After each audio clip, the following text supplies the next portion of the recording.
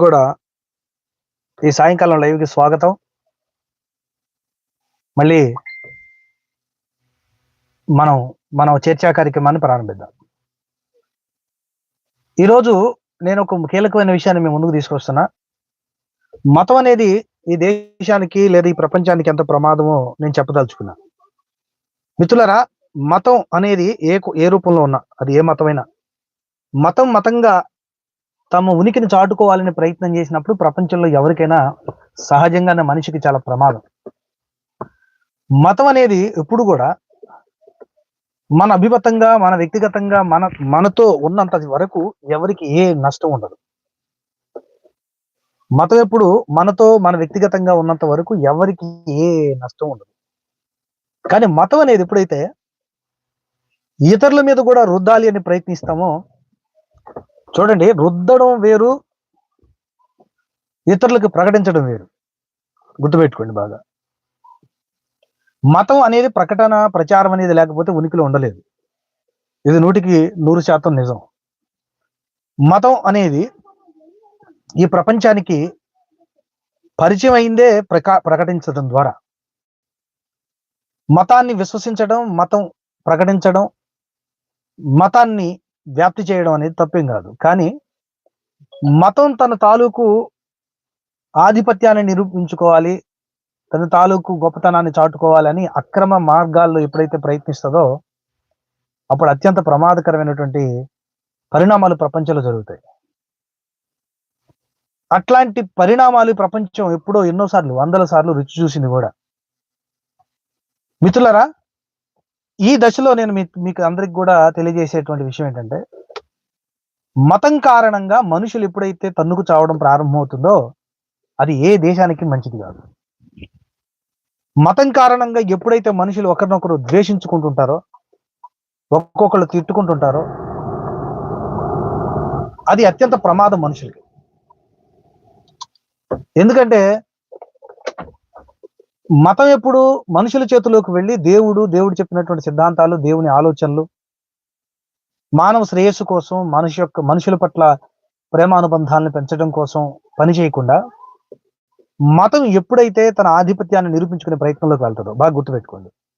మతం ఎప్పుడైతే దేవుడు అనేటువంటి వ్యక్తి సృష్టించినటువంటి సృష్టిలో మనుషులందరూ భాగమే, ఆయన పుట్టించినటువంటి మనుషులంతా సమానమే, తాను సృష్టించినటువంటి మనుషులంతా సమానం, ఆ సమానమైన మనుషుల మధ్య అనైక్యత లేదా సమస్యలు పొడచూపినప్పుడు తన ప్రవక్తల్లో లేదా తన సంబంధించినటువంటి సమాచారాన్ని పంపించడానికి తన వాక్కుని వినిపించేటువంటి తన ప్రతినిధుల్లో ప్రపంచంలోకి పంపించినప్పుడు వాళ్ళు వచ్చి మతాన్ని, తన ఆధిపత్యాన్ని నిరూపించడం కోసం కాకుండా మనుషుల మధ్య ఐక్యతను సృష్టించడమే నిజమైన దేవుని అభిమతం అని నేర్పకం. మనిషి కంటే మతం గొప్పది అంటే గుర్తుపెట్టుకోండి, చాలా విచిత్రంగా ఉంటది ఇక్కడ. మనిషి కంటే మతం గొప్పది అంటే ఏ మనిషి కోసం అయితే మతం ఉందో ఆ మనిషి గొప్పోడు కాదు, మనిషి కంటే మతం గొప్పది. మనిషి ఈ రోజు ఉంటాడు, రేపు పోతాడు. కానీ మనిషి పుట్టించిన ఆచారాలు, మనిషి పుట్టించిన సిద్ధాంతాలు మనిషి కంటే గొప్పవి. దేవుడు కూడా ఇక్కడ ప్రధానమైన వ్యక్తి కాదు. దేవుని కంటే ప్రధానం, దేవుని కంటే గొప్ప, దేవుని కంటే ఉత్తమ ఔన్నత్యం మతానికి ఉంటుంది. మతం చుట్టూ సమస్తం తిరుగుతుంది, మతం చుట్టూ దేవుడు, మతం చుట్టూ మనుషులు, మతం చుట్టూ ప్రపంచం తిరుగుతుంది. ఆ మతాన్ని నడుపుతున్న ఆధిపత్యం కలిగినటువంటి వర్గాల చుట్టూ తిరుగుతుంది. ఇది అసలు కీలకమైన విషయం. మీకు అర్థమైందా? మతం అనేది ఎప్పుడు దేవుని మీద కాకుండా, మనుషుల యొక్క ప్రాధాన్యత లేకుండా, కేవలం మనిషి అనేవాడు మతాన్ని కాపాడడం కోసమే ఉన్నాడు అనేటువంటి భ్రాంతి ఎప్పుడు సృష్టించబడుతుందో అప్పుడు మనిషి ఎప్పుడు మతాన్ని కాపాడడానికి ప్రయత్నిస్తాడు. ఆ మతం అనే పేరు మీద సృష్టించబడ్డ ఆచారాలు, సంప్రదాయాలు, ఆ తంతు అంతా కూడా మనిషి క్షేమం కోసం సృష్టించబడ్డదే. మనిషి తనకున్న సమస్యల్లో, తనకున్నటువంటి ఇబ్బందుల్లో వాటి నుండి బయటపడడానికి తాను కనుగొన్న మధ్య మార్గాలు ఇవన్నీ. తన సమస్యల నుంచి బయటపడడానికి కనుక్కున్న సంప్రదాయాలు ఆ తర్వాత వచ్చే తరాలకి అది ఒక గుదిబండగా తయారవుతాయి. మతం అనే దాని పేరు మీద అది వ్యాప్తి చెంది మతం అనేది దేవుని యొక్క వాక్కుని లేదా దేవునితో మనిషికున్న అనుబంధాన్ని సూచించకుండా మనిషికి దేవునికి మధ్య అనుబంధాన్ని, మనిషికి మధ్య సంబంధాల్ని పెంపొందించేది కాకుండా, మతం అనేది ఎప్పుడైతే మనుషుల మధ్య గొప్పతనాన్ని కాకుండా మనుషులలో ఆధిపత్య ధోరణిని ప్రబలయ్యేటట్టుగా చేస్తుందో అది ఏ మతమైనా కావచ్చు. అది మానవ జాతికి అత్యంత ప్రమాదకరం. ఇలా ఎందుకు మారిపోతుంది మతం అంటే, మనుషుల యొక్క స్వార్థం, మనిషికి తాను నమ్మింది లేదా తాను ఉన్నది, తనది అన్నది అన్నిటికంటే గొప్పగా ఉండాలి అనేటువంటి స్వార్థం ఉంది. దేవుడు అన్నవాడు తనవాడు కాడు. దేవుడు అన్నవాడు తనకు మాత్రమే చెందడు. కానీ దేవుడు తనవాడు, తనకు చెందినవాడు, తన వర్గానికి చెందినవాడు. నేను పిలిస్తేనే పలుకుతాడు, నేను నీకు వరం ఇమ్మమంటేనే ఆయన ఇస్తాడు, నన్ను కాదని దేవుడు కూడా ఏం చేయలేడు అనే స్థితికి మతాన్ని నిర్మించినటువంటి మనిషి తన ఆధిపత్యం కోసం మనుషుల మధ్య చిచ్చులు పెట్టి తన్నుకు చచ్చే విధంగా తయారు చేస్తాడు. అర్థమవుతుందా? తన ఇష్టమైనటువంటి మార్గాల్లో వెళ్ళడానికి, తన ఆధిపత్యాన్ని నిరూపించుకోవడానికి, తన అధికారాన్ని కోల్పోకుండా ఉండడానికి తాను ఎంతైనా చేయడానికి వెనకాడడు మనిషి. ఆ మనుషులే మతాలను సృష్టిస్తారు. ఆ మతాల్లో మతం పేరు చెప్పేది దేవుడి పేరు. ఆ మతం ద్వారా మనిషికి మోక్షం ఉంటదంటారు. కానీ ఆ మతం అనేది నియంతృత్వంగా మారిపోయి మనిషిని బానిసను చేసుకుంటది. ఇంకా దారుణం ఏంటంటే, ఆ మతానికి దేవుడే బంధువు అయిపోయి ఉంటాడు. ఆ మతకర్తలు, మత నాయకులు ఏం చెప్తే అట్టగే దేవుడు ఉండాలి. అతను రాసే కలంలోనూ, అతను చెప్పే చరిత్రలోనే దేవుడు తన క్యారెక్టర్ను వాళ్ళు మలిచేస్తారు. దేవుడు ఎట్లాంటోడో, దేవుడు ఎట్లుంటాడో కూడా ఇతనే చెప్పాలి. ఆ క్యారెక్టర్ను కూడా ఇతనే చెప్పాలి. దాన్ని బట్టే దేవుడు నడవాలి. తనకు అతీతంగా ఎప్పుడు కూడా దేవుడు నడవకూడదు. అందుకని మనుషులు మతాలను సృష్టిస్తారు, దేవుళ్ళని సృష్టిస్తారు. ఆ దేవుడి పేరు మీద మనుషులు బానిసలుగా ఉండడం నేర్పుతారు. నువ్వు బానిసగా ఉండకపోతే నీకు దేవుడి నుంచి ఏమి దొరకదు. నువ్వు ఈ ధర్మాన్ని పాటించకపోతే దేవుని దగ్గర నుండి నీకేమి లభించదు. నువ్వు ఈ ధర్మాన్ని పాటించకపోతే నువ్వు శాపగ్రస్తుడు అయిపోతావు. దేవుని దగ్గర నుంచి నువ్వేం కోరుకున్నది జరగదు. నువ్వు కూడా ఈ సమాజం నుంచి వెలివేయబడతావు అనే భయభ్రాంతులకి మనుషులు గురి చేసినప్పుడు వాళ్ళు భయంతో, అది సహేతుకమైనది కాకపోయినా కూడా దాన్ని నమ్మడానికి, దానికి లోబడ్డానికి ప్రారంభిస్తాడు.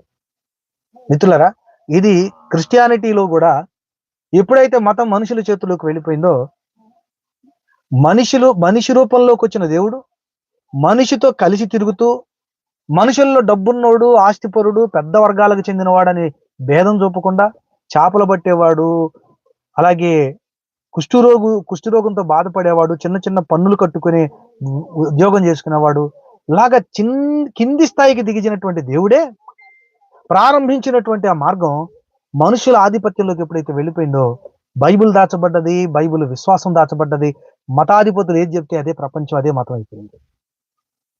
నేను ఎందుకు చెప్తున్నానంటే, మతం ఎప్పుడైతే మనిషి చేతిలోకి వెళ్తుందో, దేవుణ్ణి అనుసరించాలి, దేవుణ్ణి తెలుసుకోవాలనేటువంటి ప్రయత్నం చేయకుండా మనిషే నేను చెప్పినట్టే నువ్వు దేవుని తెలుసుకోవాలి, నేను చెప్పిందే దేవుడు, నేను చెప్పిన మార్గాల్లో కాకుండా నాకు వేరుగా నువ్వేమి చేయొద్దు, చేస్తే శాపగ్రస్తుడు అయిపోతావు. సరే, నువ్వేం చెప్పావురా అంటే, నువ్వు నాకు బానిసగా ఉండాలి, నువ్వు అంట్లు కడుక్కోవాలి, నువ్వు కుండలు చేసుకోవాలి, నువ్వు గడ్డం గీసుకోవాలి, నువ్వు బట్టలు తుక్కోవాలి, నువ్వు చెప్పులు కుట్టుకోవాలి, ఇది ధర్మం, దేవుడు నీకు చెప్పాడు. సరే అయ్యేవారు. నువ్వు యుద్ధం చేయాలి, సరే అయ్యేవారు. నువ్వు వ్యాపారం చేసుకోవాలి, సరే అయ్యేవారు. మరి మీరేం చేస్తారు అయ్యేవారు అంటే, నీకు దేవునికి మధ్య ఉంటా. అదేంటి అయ్యేవారు, మరి నేను దేవునితో డైరెక్ట్ గా సంబంధం కలిగి ఉండలేనా? కుదరదు, అది కుదరదు, అట్లా చేయకూడదు కూడా. ఒకవేళ అట్లా ప్రయత్నించినా నువ్వు పలకడు, నేను లేకుండా దేవుడు నీతో పలకడు అని మనిషి చేతిలోకి మతం ఎప్పుడైతే వెళ్ళిపోయిందో, ఆ మతం అనేది విజృంభించడం ప్రారంభించింది. తనకు నచ్చని వాళ్ళని అంటరాని వాళ్ళుగా, తన మాట వినని వాళ్ళని లేదా తనకు నచ్చని వాళ్ళని శూద్రులుగా, తనకు ఉపయోగపడేటువంటి తిండి ఆహార పదార్థాలను అందించే వ్యక్తిని వ్యాపారిగా, నన్ను ప్రొటెక్ట్ చేసేవాడిని క్షత్రుడిగా మార్చేసింది. దేవుణ్ణి ఒకరి చెంగును కట్టేసింది. ఇది మతాధిపత్యం మనుషుల చేతుల్లోకి వెళ్ళిన తర్వాత జరిగేది. గుర్తుపెట్టుకోండి, మతం అనేది దేవుని చేతిలో ఉన్నప్పుడు, మతానికి దేవునికి మనిషికి మధ్య ఎవ్వరు లేనప్పుడు ఏ సమస్య లేదు. మతానికి మనిషికి మధ్యలో ఆధిపత్యాన్ని చెలాయిస్తూ నేను చెప్తేనే దేవుడు పలుకుతాడనే పరిస్థితికి వెళ్ళిపోతే అప్పుడు మనిషి చెప్పినట్టుగా మనిషి నడవాలి. ఆ మనిషి మనుషుల మధ్య విభజన తీసుకొస్తాడు, మనుషుల్ని బానిసలు చేసుకునే ప్రయత్నం చేస్తాడు, మనుషుల్ని వాడి అవసరాలకు వాడుకునేటువంటి జంతువులుగా మార్చేస్తాడు. మీరు ప్రపంచవ్యాప్తంగా జరుగుతుంది ఇదే. క్రిస్టియానిటీలో కూడా జరిగింది ఇదే. ఇస్లాంలో జరిగింది అదే. క్రిస్టియానిటీలో అయితే జరిగిన దారుణాలు ఎట్లుంటదంటే, బైబిల్ని చాలా సమాజానికి అందించేవాళ్ళు కాదు.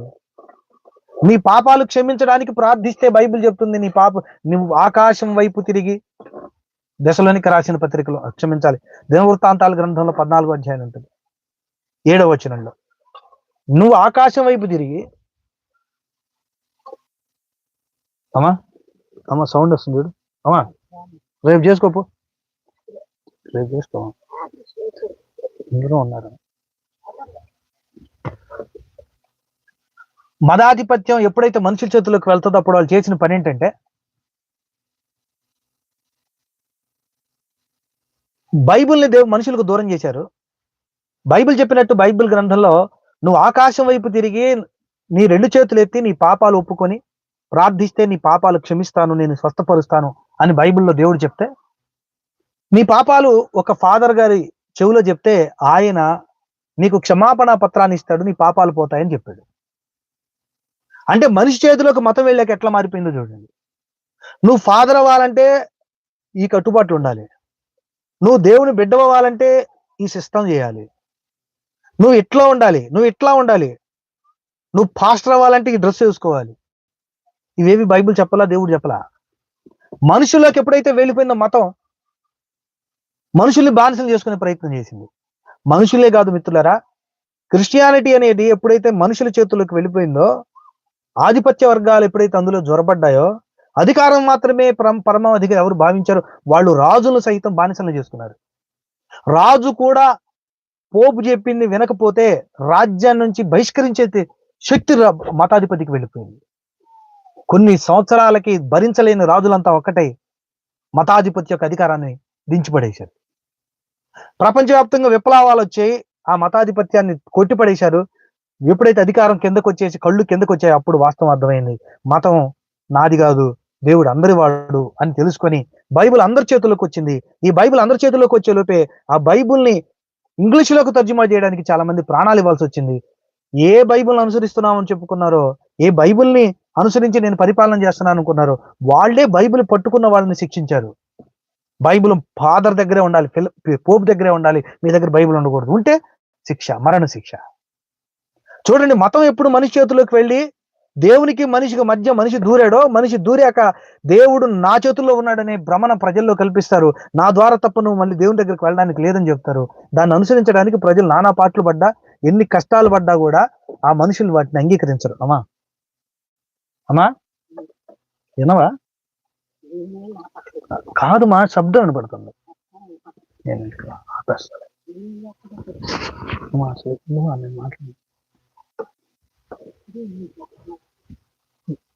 ఓకేనా?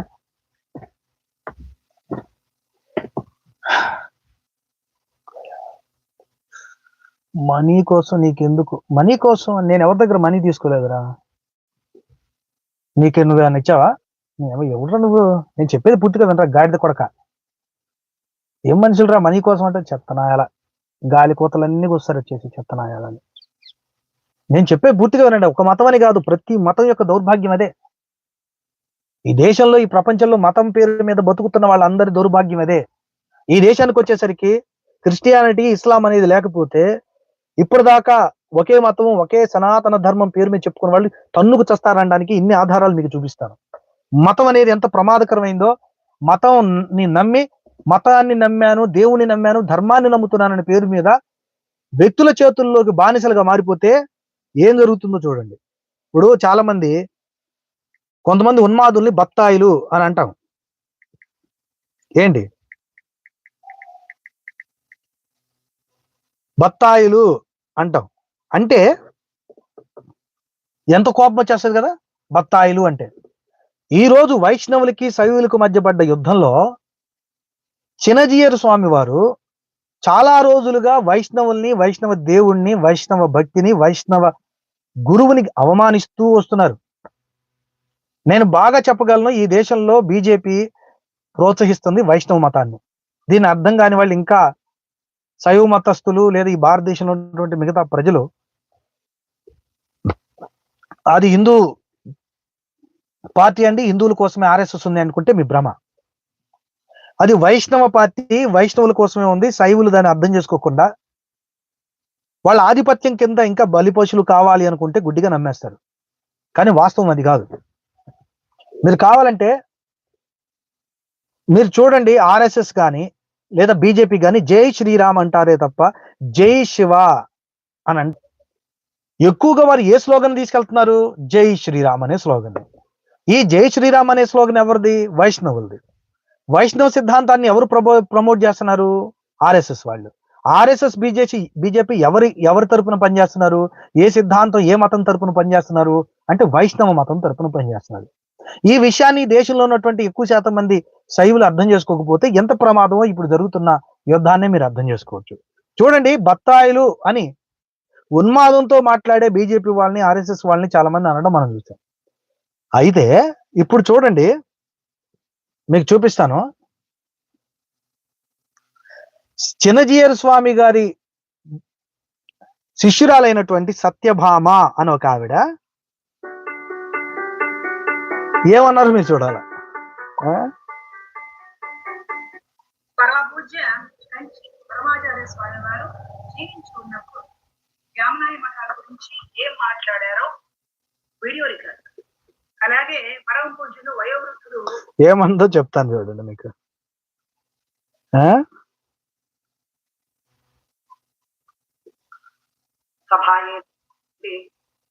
చిన్నజీయర్ స్వామి వారి గా మాట్లాడుతూ ఆవిడ ఉద్దేశించి ఒక వీడియో పెట్టారు. మొత్తం బత్తాయికి జ్యూస్ తీసి మీతో తాగేటప్పుడే సత్యవామ మొత్తం బత్తాయికి జ్యూస్ తీసి మీతో. ఎవరు బత్తాయిలు? ఇప్పుడు మేము ఎవరైనా బత్తాయిలు అంటే బత్తాయిలు ఏంటరా బత్తాయిలు అంటున్నాం. ఎవరు బత్తాయిలు అన్నది వాళ్ళే నిరూపించేశారు ఈరోజు. వాళ్ళు నిజంగా బత్తాయిలు అన్నది వాళ్ళు ఎవరంటున్నారు ఈ మాట? నేను అన్నానా? చూడండి, మీ హిందూ సహోదరే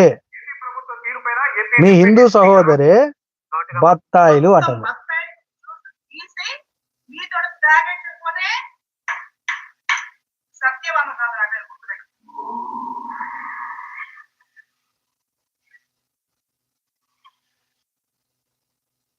నమస్తే, నేను ఈ వీడియో ప్రముఖంగా సత్యభామ అనే ఒక ఇప్పుడు చూడండి ఎవరి గురించి వచ్చింది. ఒక్కలే కాదు, చూడండి ఎంతమంది ఎంతమంది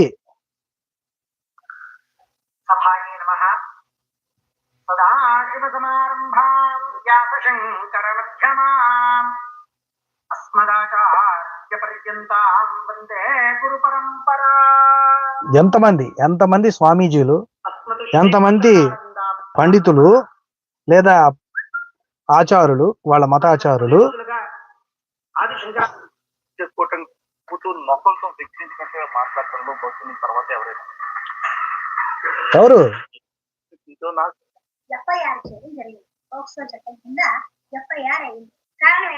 ఎవరు సత్యభామ అనేటువంటి ఒక సహోదరి చిన్నజీయర్ స్వామి వారి యొక్క అనుచరురాలు, శంకర మఠానికి చెందినటువంటి ఒక స్వామీజీ గురించి ఆవిడ ఫోక్సో చట్టం కింద ఆయన అరెస్ట్ అయ్యాడు, ఒక చిన్న పాపని ఆయన ఏదో చెయ్యబోయాడట అని చెప్పి ఆమె ప్రచారం చేయడం మొదలుపెట్టింది. వాస్తవం ఏంటంటే ఆ స్వామీజీ వారు బీజేపీని కానీ అలాగే యోగిని కానీ చాలా తీవ్రంగా వ్యతిరేకిస్తున్నాడు. కారణం ఏంటంటే ఉత్తరప్రదేశ్లో చాలా హిందూ పురాతన దేవాలయాలను పడగొట్టించారు. వాటిల్లో ఎక్కువ శివునికి సంబంధించినటువంటి ఆలయాలు ఉన్నాయి, శివాలయాలు, గణపతికి చెందిన ఆలయాలు ఉన్నాయి. ఈ హిందూ దేవాలయాలను పడగొట్టడం అనే దాని గురించి పైకి మాత్రమే దేవుడి కోసం, హిందూ మతం కోసం పనిచేస్తున్నాం అనే పేరు మీద వైష్ణవాన్ని సపోర్ట్ చేస్తూ శైవానికి ప్రతినిధులుగా అథెంటిక్ గా ఉన్నటువంటి పీఠాలని అగౌరవపరుస్తూ, కించపరుస్తూ, ఇంకా కావాలంటే అక్కడ ఉన్న ప్రజల చేత, పోలీసుల చేత కూడా దాడులు చేయిస్తుంటే వాళ్ళు నోరెత్తి విమర్శిస్తున్నారు చాలా రోజులుగా. దాన్ని భరించలేనటువంటి వాళ్ళు ఆయన మీద తప్పుడు కేసు పెట్టారనేది ప్రచారం. ఎవరైతే కంచి కాదండి, అక్కడ పీఠాధిపతి ఎవరైతే ఉన్నాడో ఈ శంకర పీఠాధిపతి ఉత్తర భారతదేశంలో ఉత్తరప్రదేశ్ లో వారు. ఇక్కడ సమస్య ఏంట్రా అంటే ఇండైరెక్ట్ గా తెలియకుండానే వైష్ణవుల సమాజానికి చిన్నజీయర్ గారు, శంకర మఠానికి సంబంధించినటువంటి లేదా శైవానికి శంకర మఠాధిపతులు ప్రతినిధులుగా ఉన్నారు. వైష్ణవులైనటువంటి చిన్నజీయర్ గారు ఏదో ఒక రకంగా శంకర మఠాల యొక్క ప్రాశస్త్యతను తగ్గించాలి, దాన్ని ఆ శంకరాచార్యులు ప్రారంభించలేదు, ఆయన 32 సంవత్సరాలు అప్పుడు ఎక్కడికో వెళ్ళిపోయాడు ఆయన. దాన్ని ప్రారంభించింది శంకరాచార్యులు కారు. దాన్ని ప్రారంభించింది ఎవర్రా అంటే ఎవరైతే ఈ శ్రీకృష్ణదేవరాయల వారి యొక్క పితరులు ఉన్నారో అక్కడ విజయనగర సామ్రాజ్యం రావడానికి కారకులు. అక్కడ ఆయన బృహదారణ్య స్వామి వారు అనుకుంటా ఆయన చెప్పాను ప్రస్తావించారు. వారు ప్రారంభించిందే గాని ఇది శంకరాచార్యులు ప్రారంభించినటువంటి మఠాలు కాదు అని అసలు దానికి ఉన్న విలువను కొట్టేశాడు. మీకు అర్థమవుతుందా క్లియర్ గా? ఎందుకనంటే శంకరాచార్య వారిని హిందూ మతంలో చాలా గొప్ప పండితుడుగాను గొప్ప గురువుగాను భావిస్తారు. అలాంటి వ్యక్తి యొక్క చేత ప్రారంభించబడలేదు అంటే దాని విలువ తగ్గిపోద్ది. అందరితో దాన్ని దెబ్బకొట్టేయాలని ప్రయత్నించాడు. దానికి ముందు ఏం చెప్పాడంటే శివుల వారిని తక్కువగా చూడడం, ఆయన రూపాన్ని, ఆయన అలంకారాన్ని, ఆయన ఉండేటువంటి ఆయన చేసే ఆయన సమాధుల్లో తిరిగే విధానాన్ని వీటన్నిటిని తీవ్రంగా దొయ్యబెట్టాడు. ఇలా చేస్తూ చాలా రోజులుగా పాపం శైవ మతానికి చెందినటువంటి వాళ్ళని ఆయన కించపరుస్తూ వస్తున్నాడు. వాళ్ళు భరిస్తున్నారు, కొన్నిసార్లు అప్పుడప్పుడు చిన్నగా పైకి విమర్శిస్తున్నారు, కానీ లోపల మాత్రం మదన పడుతూనే ఉన్నారు. వాళ్ళెవరు కూడా రాముని వారిని కానీ లేదా కృష్ణుల వారి గురించి కానీ విష్ణుదేవుల వారి గురించి కానీ వాళ్ళ మతానికి సంబంధించినటువంటి ఏ విషయాన్ని వారు ఎప్పుడు ప్రస్తావించలేదు నాకు తెలిసినంత వరకు, ఎవరైతే శైవ మతానికి చెందిన వాళ్ళు ఉన్నారో. అయితే ఈ చిన్నజీయర్ గారు ఎందుకు ఇట్లా మాటికి మాట్లాడుతున్నాడు, వాళ్ళు ఎందుకు మాట్లాడలా? బాగా గుర్తుపెట్టుకోండి, ఈ శైవ మతానికి చెందిన వాళ్ళందరూ మాక్సిమం దక్షిణ భారతానికి ద్రవిడ ప్రాంతాలకు చెందినటువంటి వాళ్ళు. వైష్ణవం ఎప్పుడు కూడా ఉత్తర భారతానికి చెందినటువంటి మతం. ఇది నేనేం కొత్తగా చెప్పేది కాదు, ప్రపంచంలో ఉన్నదే. అలాగని ఉత్తర భారతదేశంలో శైవ మతం లేదన్న ఉద్దేశం కాదు. అన్ని చోట్ల ఉన్నప్పటికీ ఆధిపత్యం, భావాజాలం యొక్క ప్రాబల్యం ఎక్కువ ఎక్కడ ఏ ప్రాంతంలో ఉంది అంటే ఉత్తర భారతీయులు ఎక్కువగా వైష్ణవాన్ని, దక్షిణ భారతీయులు ఎక్కువగా శైవాన్ని అనుసరిస్తూ ఉండేవాళ్ళు. దక్షిణ భారతదేశంలో కూడా ఇరు వర్గాలు ఉన్నప్పటికీ ఇక్కడ శైవానికి ఎక్కువ ప్రాధాన్యత దొరికింది గత కాలంలో. అయితే ఆధునిక కాలంలో శైవ మతానికి చెందిన ఆచారులంతా సమిష్టిగా హిందువులము అనుకోవడానికి, అంగీకరించడానికి, ఒప్పుకోవడానికి ఇష్టపడతారు కానీ పైన రాజకీయ ప్రాబల్యం కోసం మాత్రమే వైష్ణవులు ఇష్టపడతారు కానీ వాస్తవానికి వాళ్ళకి అది ఇష్టం లేదు. శైవుల్ని ఎంత కాడికి వాళ్ళు తక్కువ చేసి దూరం పెట్టాలనే ప్రయత్నమే చేస్తుంటారు. వాళ్ళు శ్రీశైలం వైపు అడుగు కూడా పెట్టరు, కానీ శైవులు తిరుపతి వస్తారు, అక్కడికి వచ్చి ఆరాధిస్తారు. కానీ తిరుపతికి చెందినటువంటి పంతులు కానీ, బాబాలు కానీ, స్వామీజీలు కానీ పొరపాటున శ్రీశైలం వచ్చి ఆ శివుడి మందిరాల్లోకి అడుగు పెట్టరు. ఈ విభజన ఎప్పటి నుంచో ఉంది, నేను కొత్తగా చెప్పేది కాదు. అయితే ప్రస్తుతం వస్తున్న దారుణమైన వాదన ఏంట్రా అంటే చిన్నజీయర్ గారు ఒక పెద్ద తేనె తొట్టెని కదిలించారు. ఆయన శైవ మతాన్ని కించపరుస్తూ చాలా రోజులుగా మాట్లాడేది ఎవరైతే శైవ మతస్థులు ఉన్నారో వాళ్ళు భరించలేకపోయారు, సహించలేకపోయారు. మిత్రులరా, దాన్ని వ్యతిరేకించడం ప్రారంభించారు, తీవ్రంగా వ్యతిరేకించడం మొదలుపెట్టారు. ఎంతగా అంటే ఒక సహోదరి అయితే జన్మతః శ్రీ వైష్ణవ అయితే ఇంకొకరి మీద ద్వేషాన్ని వాళ్ళు చూపించరు. కాస్త చూస్తారు, మాట్లాడతారు, వచ్చేస్తారు అంతే తప్ప శివుడు అంత మంచివాడు కాదు, శివుడు ఏమో చాలా తక్కువ అని చెప్పి అసలు నింద చేసి మాట్లాడరు వాళ్ళు. కానీ వీళ్ళు ఇంత ద్వేషం ఎందుకు నింపుతున్నారో తెలుసా? మన చరిత్ర చూడండి, కొంతమంది రాజులు మనకే వెన్నుపోటు పొడిచారు ఈ పరాయి వాళ్ళతో చేతులు కలిపి. దాని వల్ల మనం ఎంత నష్టపోయాం అనేది చరిత్ర. ఈ సహోదరి ఏదో చెప్పాలనుకుంటుంది కానీ మీరు కొట్టుకోవడానికి వేరే మతస్థుల కారణం అనేది బుద్ధిహీనమైన మాట, చాదగాని మాట. మనలో ఉన్నటువంటి వైరుధ్యం అది ఒక మతం కాదు అన్నది మీరు అంగీకరించినంత కాలం ఇంక ఈ ప్రపంచంలో ఎవరు శైవుల్ని బాగు చేయలేరు. ఎందుకంటే శైవులు అర్థం చేసుకోవాల్సింది ఏంటంటే ఈ దేశంలో క్రిస్టియానిటీ, ఇస్లాము ఎలాగ వేరు మతాలో హిందూ మతంలో కూడా శైవము, శాక్తేయము, అలాగే వైష్ణవం అనేది వేరు సిద్ధాంతాలు, వేరు మతాలు. ఎందుకంటే వేరు దేవుడు ఉన్నాడు అంటే వేరు మతమే, గుర్తుపెట్టుకోవాలి. వేరు దేవుడు ఉన్నాడు అంటే వేరు మతమే. వేరు దేవుడున్నా కూడా ఒక్క మతమే అనే నమ్మించే ప్రయత్నం అనేది రాజకీయ ఎత్తుగడ. ప్రజల్ని సమిష్టిగా ఉంచి వారందరినీ గుత్తాధిపత్యంగా ఒక పార్టీ వైపు మరలుచుకోవాలనేటువంటి ఎత్తుగడలో భాగం. ఆ ఎత్తుగడ అనేది రాజకీయంగా మేలు చేస్తుందేమో కానీ మతపరంగా ఇండివిజువాలిటీని ఖచ్చితంగా దెబ్బతీస్తుంది. శైవులు దాని విషయంలో ఖచ్చితంగా మూల్యం చెల్లించుకుంటారు. వైష్ణవులు అంత స్పష్టంగా జై శ్రీరామ్ అని పలుకుతారే తప్ప ఎక్కడైనా జై శివ అని పలికినట్టు లేదు. ఈవెన్ శివశక్తి పేరు పెట్టుకున్నటువంటి కరుణాకర్ సుగ్గుణ కూడా జై శ్రీరామ్ అంటాడే తప్ప జై శివ అనడు. శివుణ్ణి కానీ లేదా శైవుల్ని కానీ రాజకీయ అవసరాల కోసం వాడుకుంటారు. ముస్లింలను కూడా అంతే, క్రిస్టియన్లు కూడా అంతే. మతపరమైనటువంటి రాజకీయపరమైనటువంటి మతంగా ఎప్పుడైతే మనం అవకాశాన్ని ఇచ్చామో అప్పుడు ఆ మత నాయకులు వాళ్ళ అవసరాలను బట్టి వాడుకుంటారు. మనసులో ఉన్నది ఒకటి, బయట ఉండేది ఒకటి. మనసులో ఉన్నదాన్ని బట్టి వాళ్ళు ఎప్పుడు ప్రవర్తిస్తారు. బయట మాత్రం ప్రజలు మభ్యపెట్టేటువంటి ప్రయత్నం చేస్తారు. ఇది ఈ సహోదరి చెప్తుంది, మీరు చూడండి. ఎప్పుడైతే ఈ మన చిరంజీవి గారు శంకర మఠాలకు సంబంధించి మాట్లాడారో, అలాగే అంతకు ముందు రామానుజాచార్య విగ్రహావిష్కరణ కాలంలో కూడా ఆ సందర్భంలో కూడా జగద్గురు అనే పేరు ఒక్క రామానుజాచార్యులకు మాత్రమే ఉండదు అని చెప్పారు. వాస్తవానికి రామానుజాచార్యులకి శంకరాచార్యుల వారికి మధ్య 300-400 సంవత్సరాల వ్యత్యాసం ఉంది. వారే ముందు వచ్చారు. వాస్తవానికి కూడా వారు చెప్పదలుచుకుంటే శంకరాచార్యులు చేసినటువంటి ఈ దేశంలో ఆయన హిందూ మతానికి చేసినటువంటి మేలు మరి ఎవరు చేసి ఉండరు కూడా. ఎందుకంటే ఆయన అప్పటికి బౌద్ధం వచ్చి తుడిచిపెట్టుకుపోయే పరిస్థితి వస్తే ఆయన వచ్చి ఈ సమాజంలో వ్యతిరేకతను తొలగించడం కోసం ఆయన శివుణ్ణి, విష్ణువుని, అలాగే దేవిని, స్త్రీ శక్తిని మొత్తాన్ని ఒకటే కింద, గణపతిని, వీళ్ళందరినీ ఒకటే మతం కిందకు మార్చాడు. అంతా ఒకటే మతం అంటూ అద్వైతం అనే ఒక సిద్ధాంతాన్ని ప్రతిపాదించాడు. ఈ దేవుడు ఒక్కడే, ఆయన ఏ రూపంలో ఉన్నటువంటి ఒక్కడే, నువ్వు నేను అంతా మిథ్య అని చెప్పేశాడు. మీరు అర్థమైందండి? నువ్వు నేను కనపడుతుందంతా, ఇది కనపడుతుందంతా మాయ, ఉన్నది ఒక్కటే పరమాత్మ. ఆ పరమాత్మలోనే మనం అంతా ఉన్నాం, మనం కూడా పరమాత్మే అని చెప్పాడు ఆయన. అద్వైత సిద్ధాంతాన్ని ప్రతిపాదించాడు. ఆ తర్వాత వచ్చినటువంటి రామానుజాచార్యులు వైష్ణవాన్ని తీసుకున్నారు. వైష్ణవాన్ని మాత్రమే ఆయన ప్రచారం చేశారు. విశిష్టాద్వైతం అనేది ఆయన ప్రకటించాడు.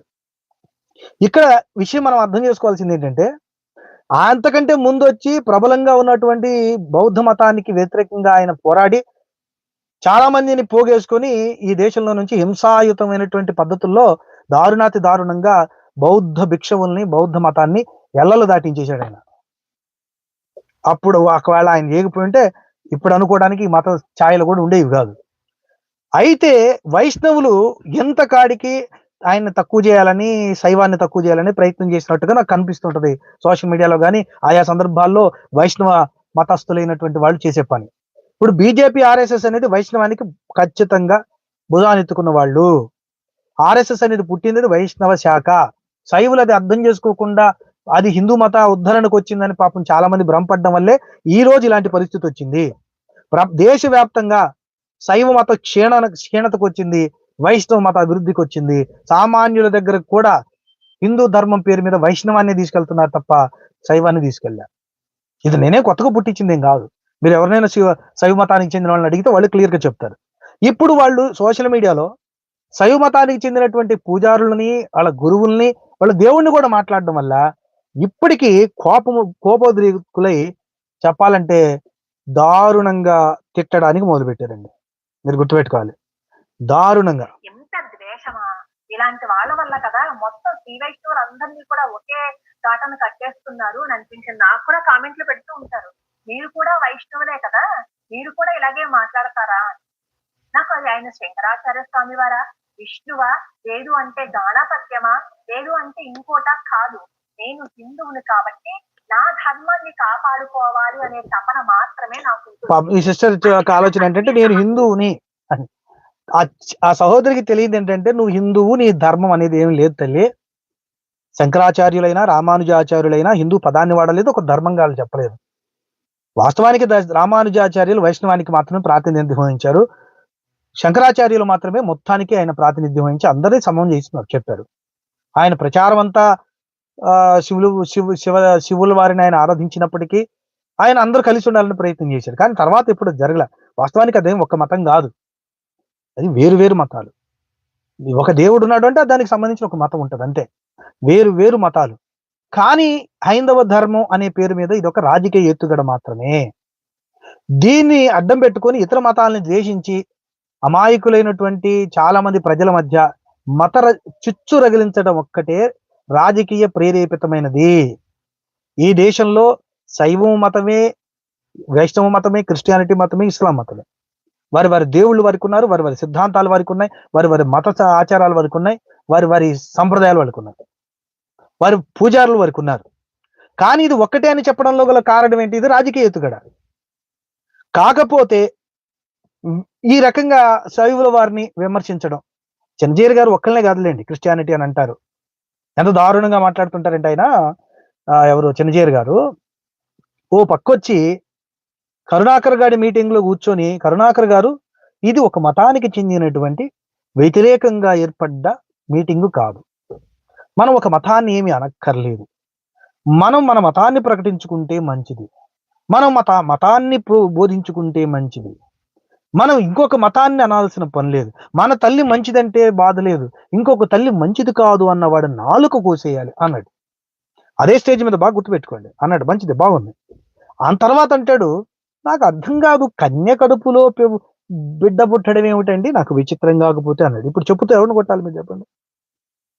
నాలుగు ఎవరిది పోయాలి? ఇంకొక మతాన్ని అనకూడదు అన్నవాడే అదే స్టేజ్ మీద ఉండి కన్యక బిడ్డను అనడం ఏంటండి అన్నాడు. సరే, ఇదే ప్రశ్న వేద్దాం. మీ రామాయణ ప్రకారం సీత వారు ఎక్కడి నుంచి వచ్చారు? రాముల వారు ఎట్లా పుట్టారు? కాయలు ఇస్తే పుట్టుతాడా బిడ్డలు? పుట్టించు మరి. కన్యక గర్భంలో బిడ్డ పుట్టడం ఏంటండి? ఇది ఎక్కడైనా సాధ్యమా? దేవునికి అసాధ్యమైనది ఉంటుందా అండి? ఒకవేళ నువ్వు సైన్స్ని, ఆధునిక టెక్నాలజీని, ఆధునికమైన వైజ్ఞానిక పరిజ్ఞానాన్ని బట్టి మీరు మాట్లాడదలుచుకొని 2000 సంవత్సరాల క్రితం కన్య గర్భంలో పుట్టిన యేసు అది అసాధ్యం, అబద్ధం అని చెప్పదలుచుకుంటే, నువ్వు దానికి ముందు వేరే మతాన్ని అనడం అనే వాడి నోలిక కొయ్యాలన్నప్పుడు ఆ మాట ఎట్లా అనగలిగారు మరి? సరే, అదే మాటని మీరు అనగలిగారు కదా, నిజంగా మీకు మనసాక్షి ఉండాలి కదా. చిన్నజీయర్ వారు అడగండి, ఆయనకి మనసాక్షి అనేది ఒకటి ఉండాలి కదా.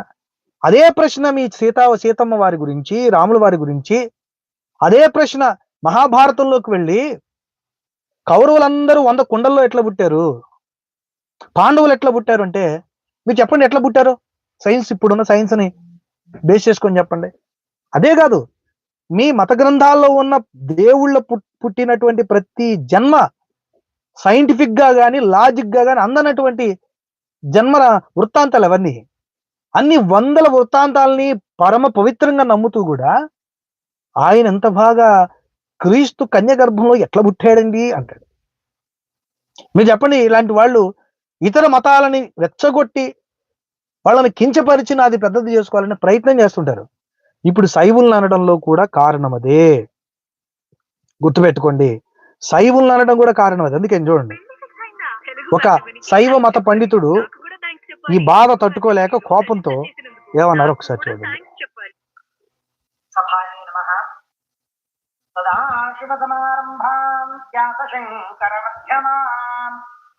అస్మదాచార్య పర్యంతం వందే గురు పరంపరాం. అస్మతు శ్రీ గురుచరణారవిందాభ్యాన్న అసందర్భ ప్రేలాపన చేసినటువంటి చిన్నజీయర్ స్వామి వారి యొక్క వ్యాఖ్యల గురించి మనం మాట్లాడుకుంటూ ఉన్నాం. దాంట్లో భాగంగా ఒక బత్తాయిల సత్యభామ అనేటువంటి ఒక ఆవిడ, ఏం కూడా బత్తాయి అంట, ఆమె నేను బత్తాయి పిసుకుతాను అంది. స్వామి వారి లాగా ఉన్నారు ఆవిడ. ఆవిడ చిన్నజీయర్ స్వామి ఏనా కౌంటర్ వేసాడు. ఇప్పుడు చూడండి, వేధవ అనే పరిస్థితికి వెళ్ళిపోయాడు చిన్నజీయర్ గారిని. ఇందాక సహోదరి అయితే వాడు వీడు అనే ప్రస్తావన కూడా చేశారు. విమర్శలు అయితే తలెత్తున్నాయని చెప్పొచ్చు. ఒక్కదాని తర్వాత ఒక్కటి రావడంతో చాలా చూడండి ఏం మాట్లాడు, హిందువుల మనోభావాలు దెబ్బతింటున్న పరిస్థితి కనిపిస్తుంది. సో ముఖ్యంగా ఇహం పరం అన్ని తెలిసిన గురువు గారు ఎవరైతే ఉన్నారో, ముఖ్యంగా ఏదైతే సోషల్ మీడియాలో వైరల్ గా మారిన ఇటు ఆ చిన్నజీయర్ స్వామి గారికి సంబంధించి చాలా వరకు విమర్శలు వస్తున్నాయి. సో ఆయన మాట్లాడిన మాటల తీరు ఎలా ఉంది, మరి ఏ విధంగా ఆయన మాట్లాడొచ్చు, అసలు అనేవి కూడా చాలా వరకు తెలుసుకుందాం. సో ప్రస్తుతం మనతో పాటు ఉన్నారు ప్రముఖ పండితులు కిరణ్ శర్మ గారు ఉన్నారు. ఒకసారి వారి మాటలు తెలుసుకుందాం. గురువు గారు నమస్తే అండి, ఎలా ఉన్నారు సార్? సో చెప్పండి, చిన్నజీయర్ గారు ఇహం పరం అన్ని తెలిసిన ఆయన వారు అలా మాట్లాడడం ఎంత వరకు కరెక్ట్? చెప్పారు మీకు ఆయనకి ఏం పరం తెలుసు అని మీరు నిర్ణయించారా? ఏం పరం తెలుసు ఎలా ఉన్నారు సార్?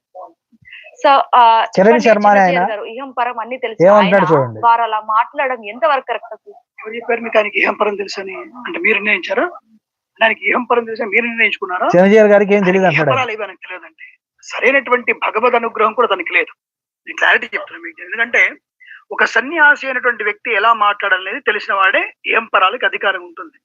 మేము ఇంకా అల్పులం, వాళ్ళ ముందు మేము అల్పులమే, నేను కాదనట్లేదు. ఎందుకంటే నా సన్యాసాశ్రమాన్ని తీసుకున్నాడు. అతని ఉన్నటువంటి చరిత్ర, విజయవాడలో అతను ఎలా టైపిస్ట్ గా ఉన్నాడు, ఎలాంటి పనులు చేశాడు అనే విషయం మాకు తెలుసు. ఇప్పుడు అసలు అన్ని విషయాలు మేము కూడా చూస్తాం కదా. మరి నల్గొండ జిల్లాలో రామగిరిట అనేటువంటి దేవాలయంలో, నల్గొండ పట్టణంలో రామగిరి దేవాలయంలో రామగిరి అనే రామాలయం ఉంది ఒకటి. అందులో మేము కూడా సేవ చేశాం. చిన్నజీర స్వామికి మేము కూడా సేవ చేశాం. పెద్ద జీర స్వామి కూడా వచ్చేటప్పటికి ఆండాళమ్మ కళ్యాణంలో మేము అందరం పాలు పంచుకున్నాం. మరి అలాంటిది అప్పుడున్నటువంటి ఒక భావ వ్యక్తీకరణ, మరి ఆ వ్యక్తికి ఎందుకో మరి సన్యాసాలు ద్వేషభావం పెరిగిపోయింది. ఆయనకి ఇప్పటికే ద్వేషం పెంచుకుంటున్నాడు. ఒకప్పుడు అతను రాముడు అసలు శివుణ్ణి పూజించలేదని ఇవన్నీ చెప్తుంటే, మరి సామవేద షణ్ముఖ శర్మ గారు చెప్పారు, ఒరే నాయన కొద్దిగా బుద్ధి పెట్టి ఆలోచించు. ఆయన లంక నుంచి వస్తూ ఆయన దిగలేదు అక్కడ, దిగకుండా సీతకు చెప్పాడు, ఓ సీత ఇక్కడ నేను మహాదేవుడిని పూజించాలని చెప్పాను. పార్వతి దగ్గరికి వెళ్ళాడు పరమశివుడు. ఇలాంటి సన్నివేశం వచ్చిందో విషం తాగమంటున్నారు. చూడండి, నేను ఏం చెప్తలుచుకున్నానంటే, ఇక్కడ ఇతర మతాలను కించపరచడం అనేది చిన్నజీర గారికి మొదటి నుంచి ఉన్నటువంటి స్వభావం. సమ్మక్క సారక్కల గురించి అదే మాట్లాడాడు. వాళ్ళకి ఏం ప్రాధాన్యత ఉందండి? ఒక అడవి దేవతలు అన్నాడు. శివుడి గురించి అలాగే మాట్లాడాడు. శంకరాచార్య గురించి అలాగే మాట్లాడాడు. క్రిస్టియానిటీ గురించి అంతే మాట్లాడాడు. మరి ఈయనకున్న గొప్పతనం ఏంటి? ఈయన మత విశ్వాసాల యొక్క గొప్పతనం ఏంటి? వీళ్ళ దేవునికి ఉన్న చారిత్రకత ఏంటి? అవి కూడా చెప్పాలిగా. ఇప్పుడు ఎదుటి వాళ్ళని అనడం ఒక్కటే కాదు కదా, ఇతరులు అనేటప్పుడు మన బొక్కలు కూడా చూసుకోవాలి. మన వెనక వీపు ఎట్లుందనేది కూడా చూసుకోవాలి. చూడకుండా ఎలా పడితే అలా ఇతరుల గురించి తక్కువగా చేసి మాట్లాడడం అనేది ఈయనకు అలవాటు అయిపోయింది బాగా. అయితే ఇప్పటికి మేలుకున్నటువంటి శైవ వర్గం అంతా ఇప్పుడు ప్రశ్నించడం మొదలుపెట్టారు. ప్రశ్నించిన తర్వాత ఇప్పుడు చిన్నగా మళ్ళీ సన్నాయి నొక్కులు నొక్కుతూ నేను శివుల వారి గురించి ఎట్లా అన్నానా, శంకరాచార్యుల గురించి ఎట్లా అన్నానా అని తన ఛానల్లో మళ్ళీ వీడియోలు పెట్టుకుంటున్నారు. వాస్తవానికి నేను దేశ ప్రజలకు చెప్పదలుచుకుంది, ఇతర మతాలను కించపరిచే వాళ్ళు పైకి అట్లా నటిస్తారంతే, కానీ వాస్తవానికి వాళ్ళ లోపల రాజకీయ ఆధిపత్య అహంభావం ఉంటది. ఈ రాజకీయ ఆధిపత్య అహంభావం వల్ల వాళ్ళు మనకు తిరుగులేదు, మనల్ని ఎవరేమంటారులే అనే ధైర్యంతో ఇతర మతాలను తక్కువ చేసే ప్రయత్నం చేస్తారు. ఆ కోవలోనే, ఆ క్రమంలోనే క్రిస్టియానిటీని అన్నాడు, శైవ మతాన్ని అన్నాడు, శంకరాచార్యులు అన్నాడు, సమ్మక్క సారక్కలను అన్నాడు. ఇలా ఈ దేశంలో ఆయనకున్న ఆధిపత్యాన్ని బట్టో, ధనాన్ని బట్టో తక్కువ చేసి మాట్లాడుతూనే వచ్చాడు. చాలా వరకు సహనంగా ఉన్న వాళ్ళు ప్రశ్నించడం మొదలుపెట్టారు. శైవ సిద్ధాంతానికి చెందినటువంటి వాళ్ళు కూడా ఇప్పుడు మాట్లాడుతున్నారు, అడుగుతున్నారు, ప్రశ్నిస్తున్నారు, గట్టిగా ప్రశ్నిస్తున్నారు. వారు గట్టిగా మాట్లాడుతున్నారు. తద్వారా ఆయన తన నాలుకను మడతేసి మళ్ళీ తిరిగి తాను అననట్టుగా మాట్లాడే పరిస్థితికి వచ్చింది. క్రిస్టియానిటీ గురించి కూడా అంతే మాట్లాడాడు. నేను అందుకే అలాంటి వాళ్ళు ఎప్పుడు కూడా దైవ శిక్ష పొందడానికి అర్హులు, దైవ శిక్షాను అర్హులు. ఎందుకంటే వాళ్ళు దేవునికి విరుద్ధంగా మాట్లాడుతున్నారు. సత్యదేవుడికి విరుద్ధంగా మాట్లాడడమే కాకుండా దాన్ని నిర్మూలించాలనేటువంటి ప్రయత్నం చేస్తున్నారు. గుర్తుపెట్టుకోండి, ఈ దేశంలో పుట్టిన ప్రతి వాడు తనకు నచ్చిన మతాన్ని నమ్మొచ్చు, అనుసరించవచ్చు, తను నమ్మిన మతాన్ని ప్రకటించవచ్చు. కానీ ఫండ్ చేసి ఇతర మతాల మీద దాడులు చేసే ప్రయత్నం చేస్తున్న ఇలాంటి వాళ్ళని ఎవరు సహించకూడదు, ప్రభుత్వం చూస్తూ ఊరుకోకూడదు. వాళ్ళు ఏంటంటే ప్రభుత్వ అధినేతలు, ప్రభుత్వ పెద్దలు కూడా వెళ్ళి వాళ్ళ కాళ్ళు పట్టుకొని దండాలు పెట్టేస్తుంటారు. ప్రభుత్వ సెక్యులర్ దేశం అని తెలిసి కూడా వాళ్ళ గొప్ప స్థాయిలో ఉండి అన్ని మతాలకు ప్రాతినిధ్యం వహిస్తున్నారని కూడా మర్చిపోయి కాళ్ళకు దండాలు పెట్టడం లాంటివి చేస్తారు. కనుక వాళ్ళు ఇంత ముఖ్యమంత్రుల స్థాయిలో మా కాళ్ళకు దండాలు పెడుతున్నారని వాళ్ళు ఇష్టం వచ్చినట్టుగా దేశంలో అలజడులను సృష్టిస్తున్నారు. సో మిత్రులారా, ఇలాంటి దారుణమైనటువంటి ఉన్మాదపు పోకడలు పోయే వాళ్ళు దేశానికి ప్రమాదం. ఎప్పుడు కూడా దేశానికి అది మేలు కాదు. మీరు అర్థం చేసుకోవాలి. అర్థం చేసుకోవడమే కాదు, మీరు కూడా అవగాహన కలిగి ముందుకు నడుచుకోవాలి. ఇలాంటి మూర్ఖుల్ని, ముఖ్యంగా మతాల మధ్య చిచ్చు పెట్టే వాళ్ళని దయచేసి కూడా మీరు అంగీకరించొద్దు, క్షమించొద్దు, చట్టాలకు పట్టించాలని కోరుకుంటున్నారు. ఇతర మతాల పట్ల సహనగుణం ఉండి వాళ్ళ మీద ద్వేషాన్ని చిమ్మి పెంట దినాలనుకునేటువంటి వెధవల్ని మనం ఏం చేయలేము. దేవుడు శిక్షించాలి, చట్టం శిక్షించాలి. అది ఓకే. ఇప్పటికే చాలా లేట్ అయింది మిత్రులారా. Thank you very much. మరొక విషయం మీద రేపు మాట్లాడదాం. Thank you very much.